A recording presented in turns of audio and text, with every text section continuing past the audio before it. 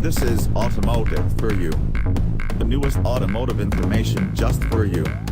Nasty, brutish and short is the famous phrase used to describe the life of the typical medieval peasant, or mo editor, but it could almost describe some of MV Agusta's earlier brew tales. With this latest electronically enhanced iteration, MV has brought the bike all the way into modernity and then some.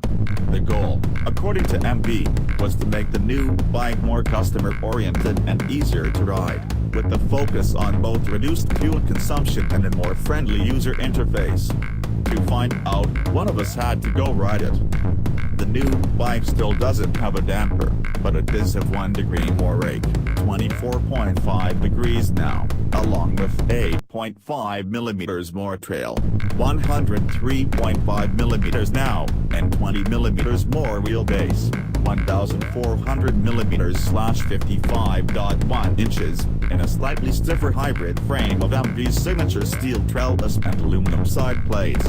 Those changes turn it into a paragon of stability over the mostly smooth A397 that climbs to Ronda from Marbella on the Costa del Sol. It still steers plenty quick, thanks in part to that inertia-canceling backward spinning crankshaft. Now more agile than aggressive, says MV. Seems to be the case. The brutishness of the thing has also been reined in. Some of it government mandated and some of it out of common sense.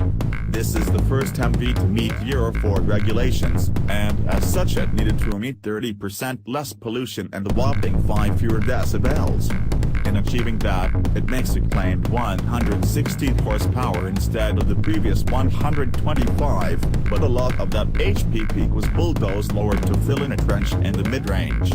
R&D Technical Director Brian Gillen, who was also head of MV's World Superbike, Supersport Squad while he was in charge of the Brutale and various other projects, points out that MV's racing data reveals its riders are at full throttle only 12% of the time even on the racetrack.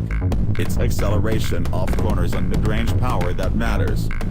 Power delivery has also been a bit of a sticking point for MV.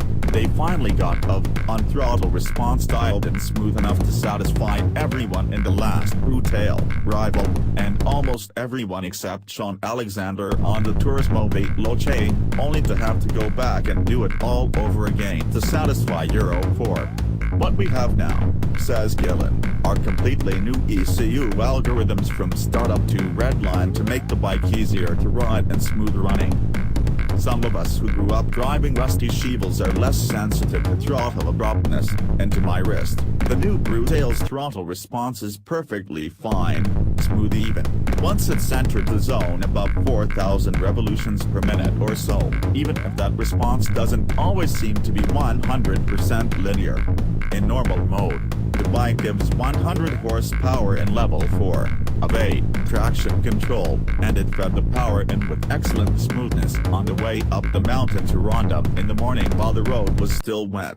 I could have swapped into rain mode on the fly, 80 horsepower and more TC, but I didn't wanna because there were dry patches. 2. There's also custom mode, which lets you dial all the parameters into your liking, and saves them there when you restart the bike. In sport mode, the triple delivers the whole 116 horsepower enchilada and again, to me, still with perfectly acceptable throttle response even if the initial onset of power does become more perceptible.